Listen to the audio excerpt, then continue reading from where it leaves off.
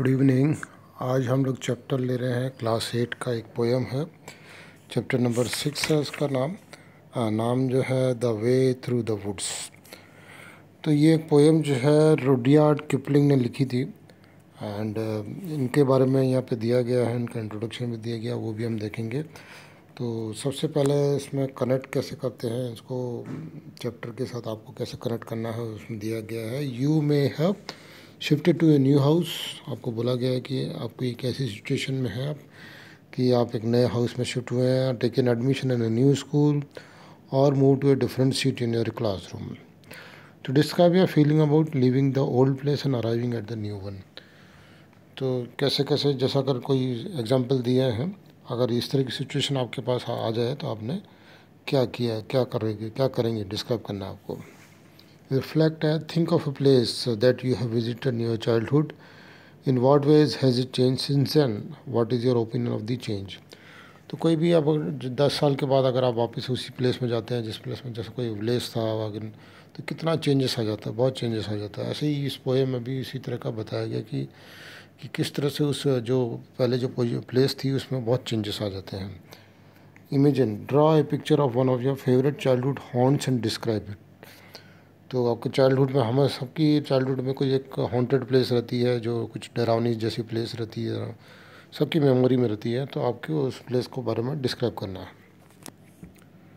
Now next आता है Rudyard Kipling का जो इंट्रोडक्शन है, राइटर के बारे में, पोएट के बारे में बताते हैं कि he was a British poet and novelist. Kipling who was born in the Bombay of British India. तो बॉम्बे में उनका बर्थ हुआ था and was hugely influenced by his homeland. जो तो ये होमलैंड बन चुकी थी उनकी और वो काफ़ी इनसे इन्फ्लुएंस हुए थे। His most famous work remains the jungle book, 1894 में वो पब्लिश हुई थी।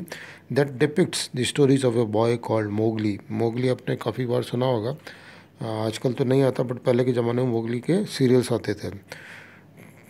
And raised by a pack of wolves in an Indian forest.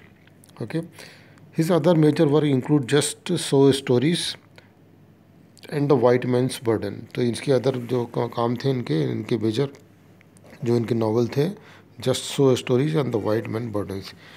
Kipling को नोबेल प्राइज़ भी मिला था इन लिटरेचर में 1907 में। अब इस चैप्टर के बारे में, पोएम के बारे में बता रहे हैं कि the way through the woods was first published in Kipling's book Rewards and Fairies, 1910 में पब्लिश हुई थी। The poem describe a scene of a forest. Okay, तो इस पोएम में आपको एक फॉरेस्ट का सीन आएगा। There was once a path through the woods which has now become overgrown and can not be seen easily.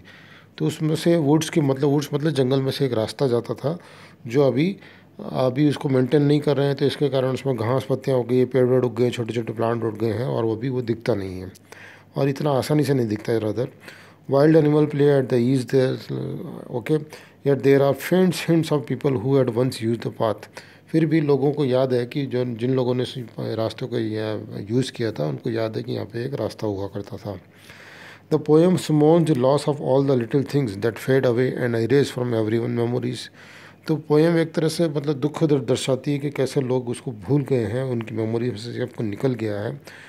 It is also reflection on the quite beauty of the nature. और ये quite beauty of nature है कि आप कुछ construction करेंगे, कुछ दिनों के बाद उसको ऐसे ही छोड़ देंगे तो नेचर उसको अपने अंदर समा लेती है। जैसे उसके कुछ आपने रास्ता बनाया या कुछ घर बनाया तो कुछ सालों के बाद अगर उसकी देख रेख नहीं करी जाए तो वो टूट टाट जाता है और नेचर उसमें प्लांट उग जाते हैं और कुछ दिनों के बाद ऐसा ढक जाता है जैसे वहाँ कुछ था ही नहीं। तो पोएम की बात आती है, इसमें रीड करते हैं poem. They shut the road through the woods 70 years ago। तो यहाँ पे दे शट द रोड मतलब अथॉरिटीज़ के बारे में बोल रहे हैं जो जंगल जो फॉरेस्ट को मेंटेन करते थे, उन्होंने 70 years ago उस रास्ते को जो वहाँ से जाता था उसको बंद कर दिया था। Whatever may be the reason, बंद कर दिया था।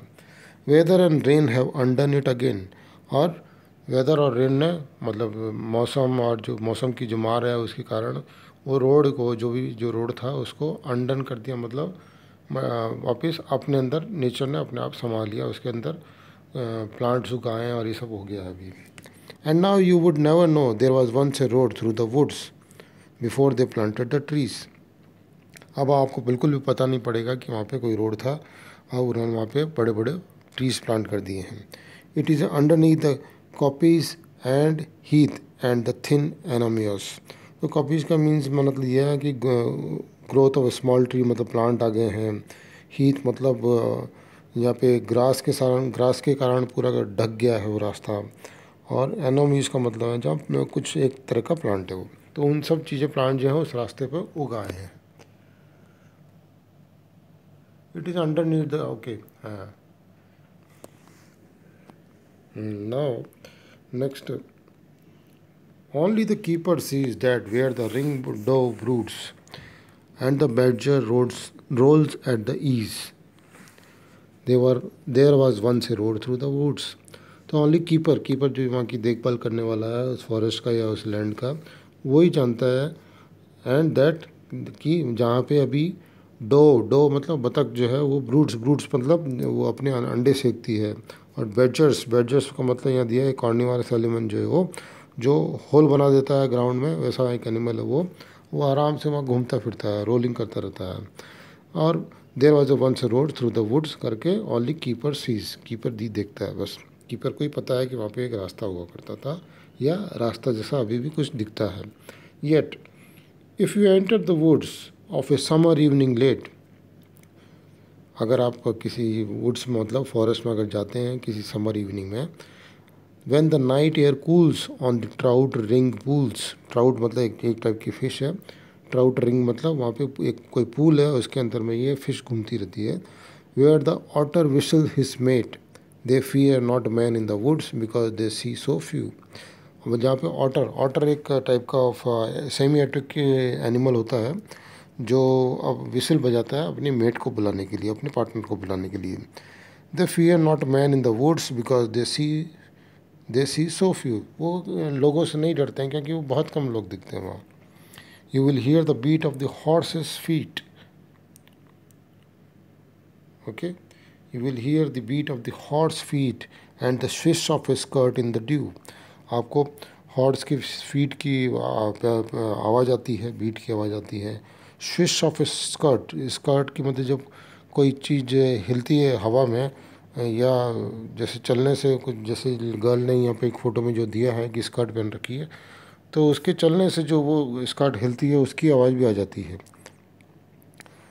Steadily cantering through the misty solitudes. Cantering का मतलब है they're riding at a fairly fast pace, मतलब जो गर्ल राइड करी अगर हॉर्स पे. द मिस्टी सॉलिट्यूड्स मतलब लोनली प्लेस में. As though they perfectly knew, जैसे कि उनको पता हो. The old lost road through the woods but there is no road through the woods. जैसे उनको पता हो कि यहाँ पे एक ओल्ड रोड है बट जहाँ पे अभी कोई रोड नहीं है. तो ये इस तरह की पोयम है, थोड़ी सी समझने में भी थोड़ी सी इंटरेस्टिंग लगती है. एंड होप आप लोग को समझ में आई होगी. And thank you for watching this video. Thank you very much.